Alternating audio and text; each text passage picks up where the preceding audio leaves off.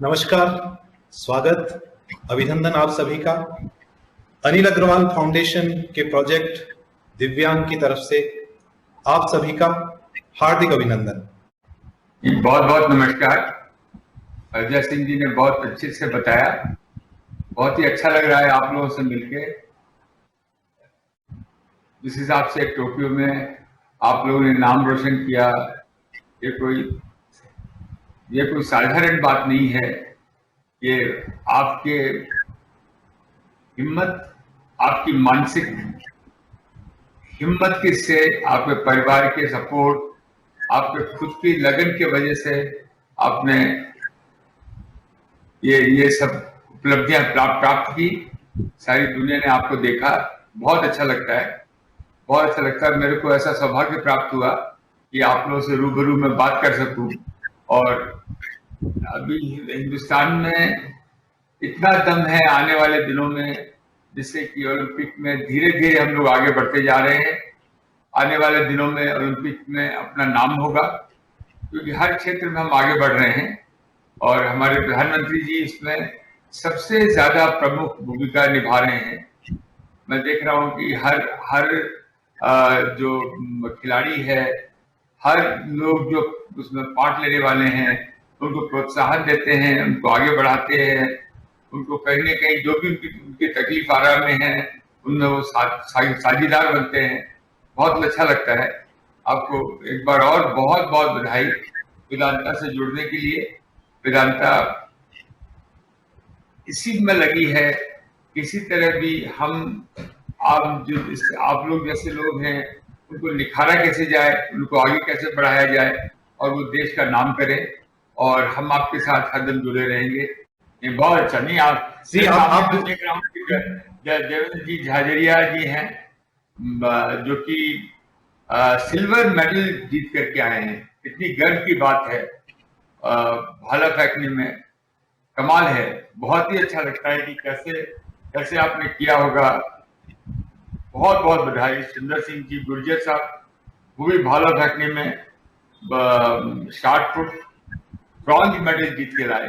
बहुत ही अच्छा लगता है। और हमारी बहन पारुल परमार, जो कि बैडमिंटन में उन्होंने एंट्री ली और बहुत उसमें नाम कमाया। बहुत बहुत बधाई। सबसे पहले तो सर आपको बहुत बहुत मेरा नमस्कार। तो सर मैं बचपन की बताऊंगा। सबसे पहले तो 9 साल की उम्र में करंट लग गया था। घर से बाहर निकलना एक चैलेंज हो गया था। कहीं न कहीं मेरी माता ने मुझे हौसला दिया कि आप जाइए बाहर, बच्चों के साथ खेलिए, कुछ नहीं हुआ आपके। तो सर मैं तो ग्रामीण परिवेश से था। वहां 5 किलोमीटर पैदल स्कूल में जाना और 5 किलोमीटर आना, सरकारी स्कूल में पढ़ना। लेकिन जब मैंने शुरुआत की स्पोर्ट्स की तो मेरे बहुत दिक्कतें आई। ग्राउंड में ही नहीं एंट्री करने दी कि दिव्यांग हो, आप क्या कर रहे हो यहाँ पे, आपका क्या काम है यहाँ पे। दिव्यांग का काम सिर्फ क्लास रूम में जाओ, पढ़ो, नौकरी करो। आप कहीं न कहीं सर वो एक जिद्दी थी मेरी कि मैं कमजोर नहीं कहलाऊंगा, और उस जिद्दी ने मुझे दुनिया का चैंपियन बनाया।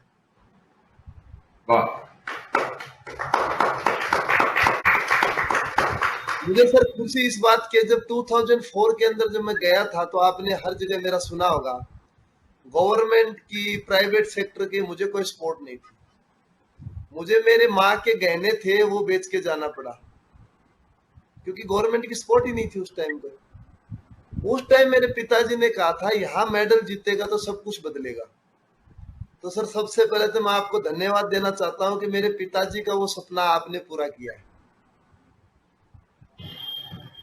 क्योंकि सर वेदांता ग्रुप है वो, जो हमारे हेल्थ की एक प्रोजेक्ट के अंदर बड़ी बारीकियों से मैं बड़ा, क्योंकि लंबे साल का लंबा एक अनुभव हुआ था मेरे पास खेल का। आपने जो आपका सपोर्ट करने का तरीका था कि खिलाड़ी को पहले हम सपोर्ट करेंगे, फिर उनसे मेडल की ऑफ करेंगे, तो ये आपका एक अलग था। क्योंकि मेडल जीतने के बाद तो हर कोई पूछता है, लेकिन आपने मेडल जीतने के लिए काम किया। आपने जो 2019 में हमारी जो हेल्थ की 19 से लेके अब तक, उस हेल्थ की बदौलत और सरकार की हेल्थ की बदौलत हमने टोक्यो पैरालंपिक की एक अच्छी ट्रेनिंग की। और हम माइंड फ्री हो गए थे कि हमें पैसे की कोई प्रॉब्लम नहीं है। हमें बार बार अधिकारियों ने यही बोला वेदांता ग्रुप के कि आपके किसी भी प्रकार की कोई प्रॉब्लम हो तो आप हमें जरूर अवगत करवाएं। तो एक जो फैसिलिटी देने का जो तरीका था आपका ग्रुप का, वो बहुत अच्छा था, मेरे को बहुत अच्छा लगा। आपने डाइट की फैसिलिटी दी, आपने इक्विपमेंट खरीदने की फैसिलिटी दी, आपने टूर की फैसिलिटी दी। आज आप हमारा जीतने के बाद स्वागत कर रहे हैं, इसके लिए मैं तमाम खिलाड़ियों की तरफ से आपको बहुत बहुत धन्यवाद देना चाहता हूं और आपके मैं उज्जवल भविष्य की कामना करता हूं। बहुत अच्छा दर्शन जी, बहुत अच्छा। आप कैसे इतनी अच्छी तरह से आप बात करते हैं, इतने कॉन्फिडेंस से बात करते हैं। ये माँ बाप के आशीर्वाद, आपकी सलाह लें जिसमें कि आपके अनुभव से हम इसको और आगे बढ़ाएं, उसमें हम आपकी जरूर मदद करेंगे। आपको बहुत बहुत बधाई और बहुत अच्छा लगा आपसे मिलके। प्रभु से यही कामना है कि आपकी आपकी जो जो आगे की इच्छाएं हैं वो पूरी हों और लोग आपको देख के इंस्पायर हों, जिससे कि वो भी आगे बढ़ के अपनी लाइफ को, अपने देश को आगे बढ़ाए। बहुत बहुत धन्यवाद देवनी जी। सुश्री पारुल जी परमार, या बहुत अच्छा लग रहा है आपसे मिलके। आपके दाहिने पैर में पोलियो होने के बावजूद बैडमिंटन जैसे एक्टिव गेम में, स्पोर्ट्स में आपने लोहा मनवाया। दर्द के बावजूद भी इतना अभ्यास हुआ होगा, इतना कठिन अभ्यास हुआ होगा। कौन सी चीज जो आपको प्रेरणा दी? नमस्कार सर। नमस्कार सर, सबसे पहले तो मैं आप सबको थैंक्स बोलती हूँ जो दिव्यांग बच्चों को सपोर्ट करते हो और जब भी उनको जैसे ज़रूरत होती है हर ज़रूरत को कोशिश करते हो कि उन तक पहुँचे। तो सबसे पहले मैं आप सभी को थैंक्स बोलती हूँ।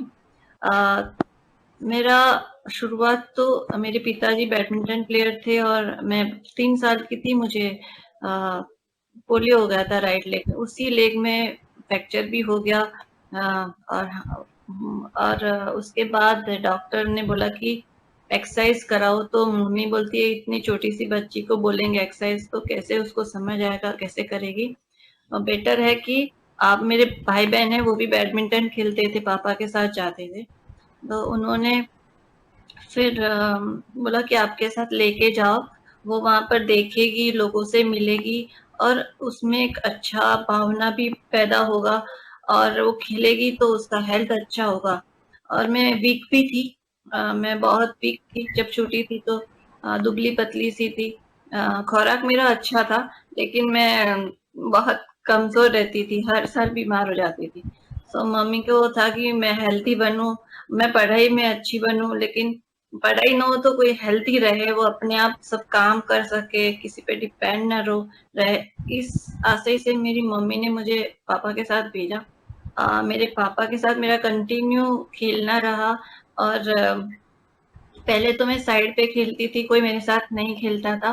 मैं पापा के वेट करती थी, जब उनका गेम खत्म हो जाता तो अंदर जाती, फिर उनके दोस्तों से धीरे धीरे खेलने का स्टार्ट हुआ, थोड़ा थोड़ा मुझे खिलाने लगे।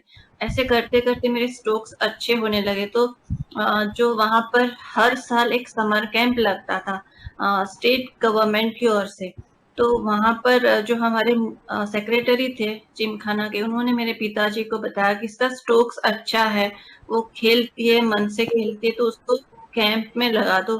तो वहाँ गवर्नमेंट का कैंप जब स्टार्ट हुआ उसका मुझे बेनिफिट हुआ एवं वहां पर नेशनल टूर्नामेंट, जिसकी वजह से हमें अच्छे प्लेयर्स को देखने को मिलता था कि ऐसे प्लेयर्स होते हैं जो मतलब कैसे कैसे गेम चलती, कितनी फास्ट गेम होती है। मैं अपने पापा से पूछती क्या हम लोग ऐसे खेल सकते हैं? बोले कुछ हद तक आप खेल सकते हो क्योंकि ये स्पीड वाली गेम है, आपको कुछ टाइम के बाद टेक्निक यूज करना पड़ेगा। जहां पर स्पीड नहीं है तो तुम कुछ हद तो कर ही सकती हो। देन कोच से भी मुझे बहुत अच्छा सपोर्ट रहा। कभी भी वो लोग ने मुझे ऐसा नहीं कहा कि पारुल तुम डिसेबल हो, मुझे पता ही नहीं था कि मैं डिसेबल हूँ। इस तरह से मेरा पालन पोषण हुआ। मेरे माता पिता भाई बहन कभी मुझे ऐसा महसूस नहीं होने देते थे कि मैं डिसेबल हूँ। तो कुछ टाइम तक तो मुझे पता ही नहीं था कि मैं डिसेबल हूँ। मैं खेलती रहती थी। एंड जब बाहर से मुझे पता चलने लगा तो मुझे थोड़ा तकलीफ होता था, लेकिन फिर मेरे पापा मम्मी मुझे समझाते थे कि किस तरह से ऐसी बात को इग्नोर करते हैं और तैयारी करते हैं। फिर मैं मेंटली भी तैयार हो गई थी और मेरा परफॉर्मेंस भी बेटर होने लगा था। सो मैं जीत जाती थी। मैं जीतती थी तो लोग मेरे साथ खेलने के लिए तैयार होते थे और वो लोग पहले सोचते थे कि ये डिसेबल है तो हम लोग हरा देंगे उसको। पर जब वो लोग हार जाते थे मेरे सामने तो और अच्छी तैयारी करके मेरे साथ खेलने के लिए तैयार होते थे। तो मेरे से और भी मुझे मोटिवेशन मिलता था कि मैं जीतती हूँ, जीत सकती हूँ। और मैं फिर कोशिश करती थी। कई बार ऐसा होता था, जैसे 2002 में मुझे पता चला कि पैरा बैडमिंटन जैसा होता है। पहले मुझे पता ही नहीं था कि ऐसा कुछ होता है। एथलेटिक्स का मुझे पता था। तो मैं उसमें जाती थी, लेकिन मुझे बैडमिंटन ही ज़्यादा पसंद आता था खेलने का। तो मैं ऐसे ही साइड में एथलेटिक्स खेलती थी, लेकिन मेन टारगेट था कि मैं बैडमिंटन में सबसे अच्छा करूँ, सबसे अच्छी प्लेयर बनूँ। ऐसा नहीं था कि मैं वर्ल्ड चैंपियन बन जाऊँ, ऐसा मेरा सपना नहीं था। लेकिन जैसे-जैसे मैं खेलती गई और जीतती गई 2002 में, तो मेरे पिताजी भी मेरे साथ थे उस वक़्त। उन्होंने सारे इंटरनेशनल प्लेयर को देखा और फिर देखा कि टीकाराम रमेशकर के जो मेरे साथ डबल्स मिक्स डबल्स में खेले थे, उस वक़्त जनरल सेक्रेटरी में भी थे। उनको अर्जुन अवार्ड मिला और मेरा परफॉर्मेंस अच्छा था। तो मैंने पूछा कि मैं क्या कर सकती हूँ, मैं भी अर्जुन अवार्ड पा सकती हूँ, मेरे में ऐसा है क्या कैपेसिटी। तो मेरे पिताजी ने बोला कि जो माहौल है, जिस तरह से प्लेयर देखा, तुम कर सकती हो, लेकिन मेहनत करनी पड़ेगी, कंटिन्यू रिजल्ट लाना होगा। पर हमारे पास इतनी कैपेसिटी नहीं थी कि हम सारी टूर्नामेंट्स खेल सके। कंटिन्यूस 3 साल रिजल्ट लाने के लिए सारी इंटरनेशनल टूर्नामेंट खेलनी होती थी। तो पापा एग्जीक्यूटिव इंजीनियर थे और मैं भी पोस्ट में सर्विस करती थी। तो हम लोग और मेरे भाई भी बिजनेस करते थे ट्रैवल्स का। तो वो भी थोड़ा, उनका भी सबका कंट्रीब्यूट करके मैं सारी टूर्नामेंट्स खेलने का ट्राई करती थी। कुछ सपोर्ट भी मिल जाता था। ऐसे करते-करते सारी टूर्नामेंट खेलने का ट्राई किया। पर मेरे पास स्टेट अवार्ड भी नहीं आता था क्योंकि बना ही नहीं था। वो लोग सोचते थे कि पैरा खेल ही नहीं होता है, मतलब कोई ऐसे खेल नहीं सकता। बोलते थे अगर लाना है रिजल्ट तो एबल में लाके दिखाओ। तो हाँ, एबल को तो कैसे हराऊं, मेरा तो कुछ तो लिमिटेशन बैडमिंटन में आ ही जाता है। तो आ, फिर मैं कई बार निराश हो जाती थी, पापा को बोलती थी पापा आप इतना खर्चा मेरे पीछे कर रहे हो, कैश प्राइस कुछ नहीं है, आपका सारा पेंशन सब कुछ फंड मेरे पीछे चला जा रहा है। तो अगर मैं हार गई तो क्या होगा, मतलब। तो बोले कोई चिंता नहीं, हार मेरी है, जीत तुम्हारी है, तुम खेलो बस, उसका चिंता मत करो। और फिर मैं वापस खेलने लगती थी। कोई ऐसे मुझे, जैसे कभी आप जैसे आपने ऐसे स्पॉन्सर किया, इस तरह से कभी मुझे स्पॉन्सरशिप मिल जाती थी तो मुझे हर बार यही डर लगता, अगर मेरा रिजल्ट अच्छा नहीं आया तो क्या सोचेंगे कि चलो मैंने स्पॉन्सर किया इसलिए इसने रिजल्ट नहीं दिया। हर बार मुझे एक डर सा रहता था। लेकिन अभी मेरा कंटिन्यूस रिजल्ट, बस एक बार ये ओलंपिक का भी मेरा पापा का सपना है। सो मैं भी यही सोचती हूँ कि मेरा भी जो सपना है, मैंने जो अभी तक की मेहनत की उसको कंटिन्यू करूँ। मैंने कई बार देवेंद्र भैया को देखा, 12 साल मीन्स बहुत लंबा साल है। अभी मेरे लिए तो सिर्फ 3 साल का इंतजार करना है। सो मैं उसको सोचती हूँ कि मैं इंतजार करूँ उसका, ये मेहनत करूँ। सो बेस्ट रहेगा कि मेरी इवेंट आएगी ऐसे नेक्स्ट में, जो इस बार नहीं आई, लेकिन मैं वहां पर सिलेक्ट होंगी, कोशिश करूंगी मेरा सपना पूरा हो। जैसा आपका हिम्मत, जैसे आप बात करती हो, इतना अच्छा लगता है। बहुत बहुत बधाई हो और आप आगे जरूर बढ़ेंगी। हम सब लोग आपके साथ में हैं।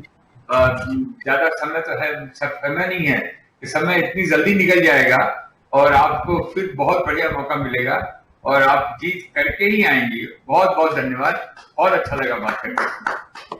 मैं सुंदर सिंह गुर्जर जी की तरफ मुखातिब होना चाहूंगा, जो हमारे जो माने राजस्थानी में कहवा कि अपना मारवाड़ राजस्थान का करौली जिला हूं। तो सुंदर सिंह जी, आपको बहुत बहुत स्वागत है। आपसे मैं आपसे निवेदन करूंगा कि जैसे देवेंद्र जी ने अपनी बात रखी, किस तरीके से बचपन के कुछ चीजें जो आप चेयरमैन की सभी से शेयर करना चाहेंगे, और ये जो हमारा जुड़ाव है प्रोजेक्ट दिव्यांग के, उसके बारे में भी अगर आप कुछ शेयर करना चाहें। सुंदर सिंह जी।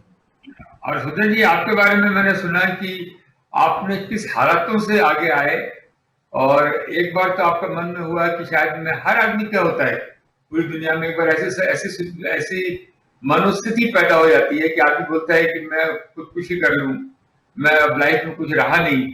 उससे बाहर निकल कर आके आप इस ऊंचाई तक गए, बहुत अच्छा लगेगा लोग जब सुनेंगे आपके बारे में। सुंदर सिंह जी, सुनने मैं बहुत एक्साइटेड हूँ आपके बारे में सुनने के लिए। जी सर, मैं सबसे पहले तो आपको धन्यवाद देना चाहता हूँ कि आपने आज हमें के सभी प्लेयर्स के साथ बातें की। मैं आपको बताना चाहता हूँ सर, 2009 से स्पोर्ट स्टार्ट किया था। 2009 से वो भी मैंने किया था कि 2008 में बीजिंग ओलंपिक से अंदर सुशील कुमार पहलवान और बॉक्सर के मेडल आए थे। उस टाइम में छोटा था, मैं पढ़ाई में कमजोर था, फेल हो गया था, तो घर वाले कहते थे कुछ नहीं करेगा। तो मैंने ओलंपिक का वो उनके मेडल आए तो मैंने सोचा है मैं भी ओलंपिक मेडल लेके आऊँ। मैंने स्पोर्ट स्टार्ट किया था। उसके बाद मेरे स्कूली नेशनल में मेडल आए, तो कई बार अंडर 14 में आए, अंडर 15 में आए, अंडर 18 में आए, 20 में आए। और 2015 के बाद मेरा एक्सीडेंट हुआ 2015 में सर। तो उसके बाद मैंने पता नहीं, मेरा सपना था आर्मी में जाने का, और मैं उसके लायक नेशनल में और फिट था। बट एक्सीडेंट के बाद लगा कि कैरियर खत्म हो गया। उसके बाद सुना था कि देवेंद्र साहब खेलते रहते थे, उनका नाम हमने काबू सुना था, बट इतना ज़्यादा साहब ने मुझे कॉपरेट किया, मेरे दोस्त ने कॉपरेट किया और समझाया। फिर 2016 का के लिए मैं खाली था, देवेंद्र वैशाख के साथ मैं भी ओलंपिक खेल गया था, बट मैं बैडमिंटन था कि मैं वहाँ पावर्स के लिए दिखाई गया था, मैं खेल नहीं पाया, जबकि मैं तो अच्छा लग रहा था। लेकिन फिर कोई नहीं, मेडल आया देवेंद्र वैशाख का, अपना गोल्ड मेडल आया, उससे काफी था कि अपनी कंट्री का ही गोल्ड आया। और अगर पार्टिसिपेट नहीं करता तो शायद हमारे 2 मेडल कंट्री के आते आसान थी। उसके बाद में 2017 के लिए कोच साहब ने तैयार किया। 2017 वर्ल्ड चैंपियनशिप में गोल्ड था, 2018 एशियन गेम्स में 2 मेडल, 2019 वर्ल्ड चैंपियनशिप में गोल्ड था, और आज फाइनली मेरा पैरालंपिक्स के अंदर भी 2020 में मेरा ब्रॉन्ज मेडल है। मुझे बड़ी खुशी थी कि देवेंद्र वैशाख का भी सिल्वर मेडल था, मेरा ब्रॉन्ज मेडल था। और मैं देवेंद्र से बहुत कुछ सीखने को मिलता है, देवेंद्र भैया से, कि इन्होंने 2004 में ओलंपिक में मेडल जीता था, और 2016 इतना लंबे गैप के बाद इन्होंने मेडल जीता। तो 2016 ओलंपिक में हुआ था, तो मैंने सोचा था भाई साहब 12 साल के बाद अगर मेडल गोल्ड जीत सकते हैं तो क्यों मेरे बाद मैं भी गोल्ड जीतूंगा। और आज भी तो 2024 आगे भी अच्छा करेंगे, और आप सभी का प्यार और हमारे लिए सहयोग है, ये बहुत अच्छी बात है। नहीं मिलता था आपसे हेल्प के लिए, आज सपोर्ट किया आप लोगों ने स्पोर्ट्स को, इससे काफी अच्छा लगता है, खेल के लिए आपको बहुत बहुत धन्यवाद देना चाहता हूँ सर। और मेरी आशा है कि मैं 2024 पेरिस ओलंपिक्स क्योंकि जब देवेंद्र भाई साहब अगर 40 साल की उम्र में जीत सकते हैं, तो अभी हम तो 25 साल के, हम आगे बहुत अच्छा, बहुत अच्छा। सुंदर सिंह जी, आप कितनी अच्छी तरह से बोले, वो तो आपको तो बहुत बड़ा मेडल मिल जाता, आधा सेकंड लेट पहुंचे, या उसके वजह से आपको एक इतना बड़ा सौभाग्य प्राप्त होने वाला था।